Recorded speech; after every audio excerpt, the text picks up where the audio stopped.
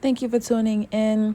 So, I am here to comment on Tory Lanez's recent exclusive interview with Full Send Podcast. There was also a clip that went around of Tory Lanez doing a freestyle from jail, and I think he said it's called a melee, not a riot, but some sort of commotion was in the background, so that went viral. Now, he touched on a lot of things. He touched on his relationship, his brotherhood with Aiden Ross. He expressed having a lot of love for Aiden Ross, and he was very expressive about his appreciation for how loyal Aiden Ross has been to him. And the Full Send podcast also commented on how Aiden Ross's last appearance to the podcast, he also wore a free Tory shirt. So I think Tory is more so very appreciative of the support from Aiden Ross because he has been very public about his support for Tory. And Tory did seem like he expressed a bit of disappointment, I don't know if to say bitterness, against some of his supporters who have supported him in private, but not necessarily publicly as Aiden Ross has. So to surmise, he basically labeled Aiden Ross a real N-word. He said he is a real N-word, regardless of the fact that, he is white. He considers him a real N-word because, he describes a real N-word as someone who takes care of their family and takes care of their responsibilities. I don't know what that had to do with anything, but in his long definition of, being a real N-word, he did say that. And he said that is what, Aiden Ross was. He did also touch a little bit on conspiracy because he was asked what he thought about what was going on between Drake and Kendrick. He did express that he does have a relationship with Drake, which was kind of surprising to me because I remember earlier on, I don't think they had much of a relationship, even though they were both from Canada. I believe Tory wanted to collaborate with Drake, but Drake was not really accepting of Tory Lanez that much. Now, I don't know if it is Tory Lanez's competitive nature as to why maybe they could not collaborate, or maybe the energy was not there. Because even in this interview, Tory Lanez is still very music focused. And he's talking about how he is going to be releasing an album soon, and obviously is going to be fully recorded in jail. And he basically expresses and he also said he was also an engineer, even though he has engineers. He said he also has experience and is an engineer himself. So they have kind of fine-tuned a way to really provide a quality album that's not going to sound like he's in jail, which is great. I loved hearing his passion for this. He talked about how he's going to be the best to ever do it, and that, it's not going to be, low quality. It's going to be very, very great. So I love to hear that he's still passionate about his career. And he talked about, as a prisoner, how you are deemed to be a nobody and how you get treated as such when you are there as well. It's just a whole different world.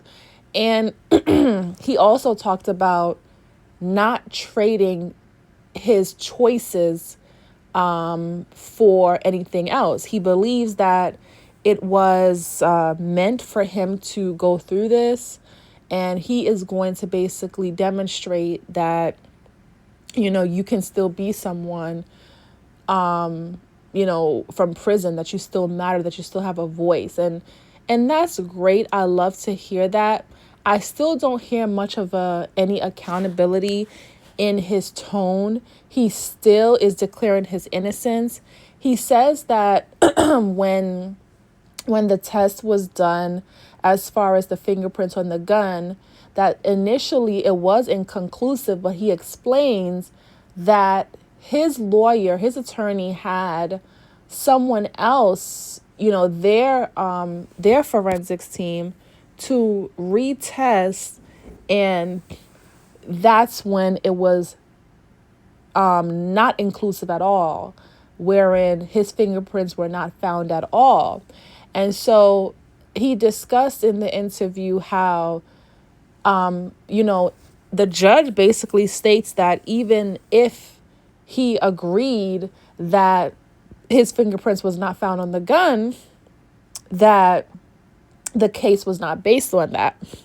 And Tory is declaring that the case is based on that. It's based on whether or not he was, the one that, fired the shot that injured, Megan, and I believe there was another, I'm sorry, just Megan. I'm thinking of something else. Was there another victim? I feel like there was another victim. Anyway, I think I'm thinking of another case. But so that's where he stands. He still, is stating, that he's innocent. I don't know if there's anything else that's going to be done. Now, I really think it's interesting, though, that Tory Lanez is not able to get off of this case, but A$AP Rocky was able to beat his case. So I do find that interesting. I do think, just like how Tory said, that this was meant for him to go through, and not because of anything else, but besides the fact that he's still not taking accountability. And I think he would have still been talking in a way or acting in a way that, probably is not beneficial for anyone. I'm pretty sure Megan Thee Stallion wants to forget about that night, but he keeps on attempting to capitalize off of it. So he also expresses, he did allude to a bit of a conspiracy thing, and I don't know where he's going with that, but he did say that if he had to do it all over again, he would have, chose the same thing.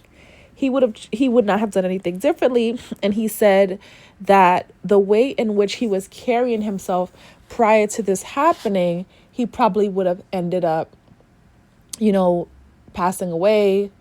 And, maybe he's right, because I definitely think it was careless and mindless that he was not choosing his company and his environment wisely. He's a superstar. He's very smart. Tory Lanez has been able to capitalize off of so many things. Kai Cenat talked about this a bit, where it's not everyone that's able to be a streamer. Kai Cenat is one of the biggest Twitch streamers, and he's able to keep people, his viewers entertained for up to I think he said 3 hours. So that is a talent in and of itself. And Tory Lanez was able to do something similar during COVID, is where he, I forgot the name of the radio show that he did. I think, what is it? Something radio he was doing, and he kept a lot of people entertained during COVID. So like I said, it's not a lot of people that's able to do that, and he was able to do that. So I think he's very smart, very creative. However, just going back to that definition, he was talking about what a real N-word is. And though he's very smart, very creative, I feel like Tory still has another side of him where I feel like he's talking out of two sides of his mouth.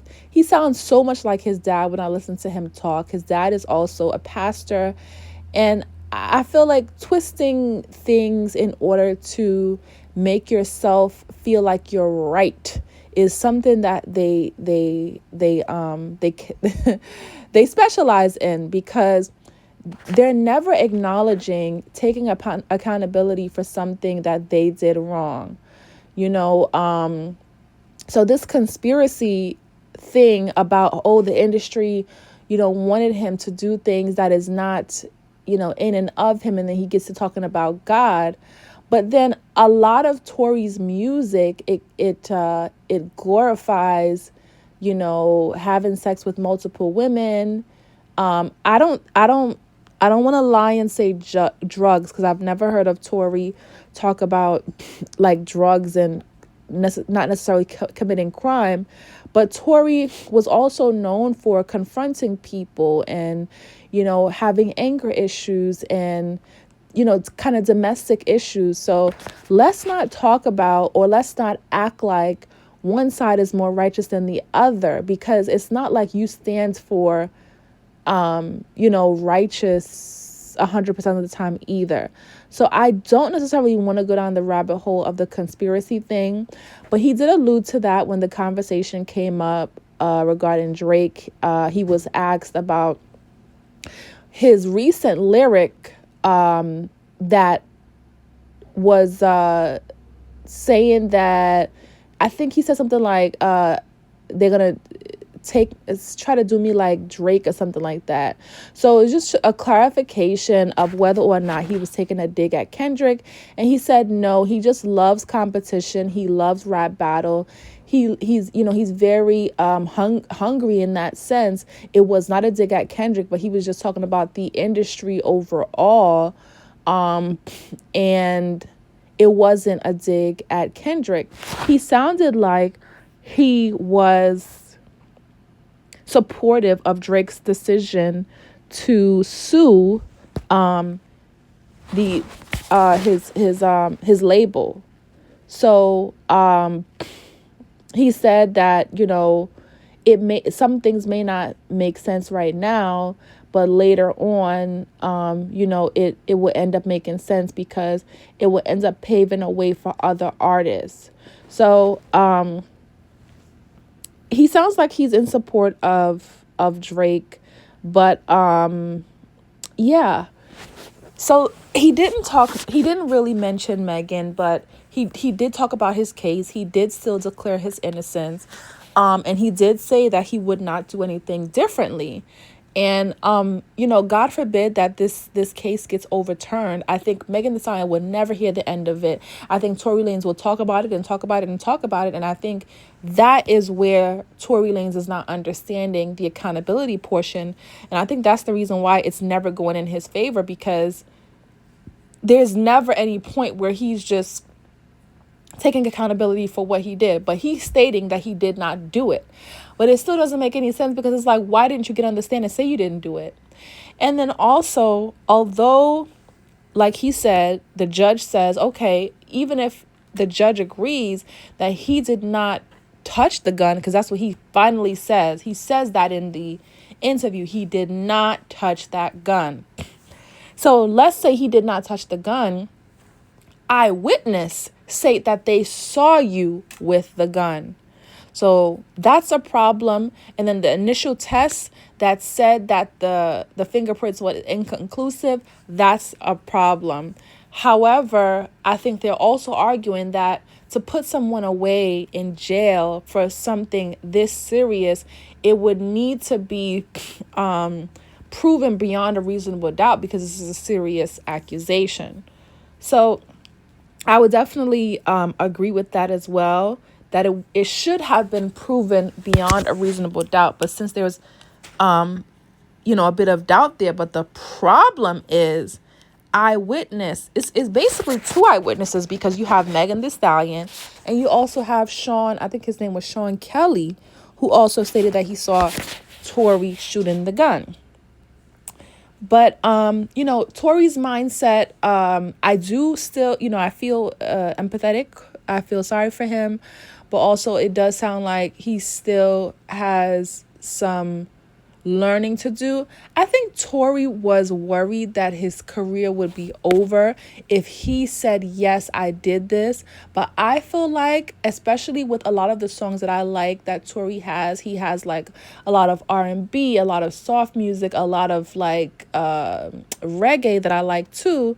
And I feel like if he would have just said, yeah, I did that in the heat of the moment, or even if he never actually came out and gave us a reason, if he took the plea deal, I would have still remained a fan of Tory, because nobody expects anyone to be perfect, you know? So if whatever, you guys had a wild night, you were drunk or whatever the case is, and this happened, the public would have forgave him. That's what I think. I think the public would have forgave him, and I think he would still get the support, and probably even more, because there's people that can relate to domestic situations where things get out of control and things happen that you don't expect. So Tory should have just took accountability, even though because just like the phone call that got leaked where he was saying, "I'm sorry, bruh," just give the public that, and he would have been able to move on. This thing has been dragging on for almost 3 years. I think it has been 3 years or more, and it's just keeps following him because he refuses to take accountability. There's another artist, Life Jennings. I definitely was a fan of his as well. He has some really good songs as well. And he said something similar happened to him. He took the plea deal and that was it. I would have never even guessed that Life Jennings went through that. But it's something to where Tory just won't let it go, I know a lot of people state that Megan won't let it go, but Tory also won't let it die either.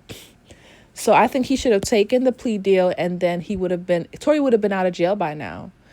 But he didn't. He did not. And he's wasting millions of dollars going back and forth to court and things like that. So what do you guys think? Did you hear the interview? Do you think Tory has made any progress as far as his mindset? Do you feel empathetic? Do you feel sorry for him? Or do you think he's innocent? Thank you for tuning in, and comment down below.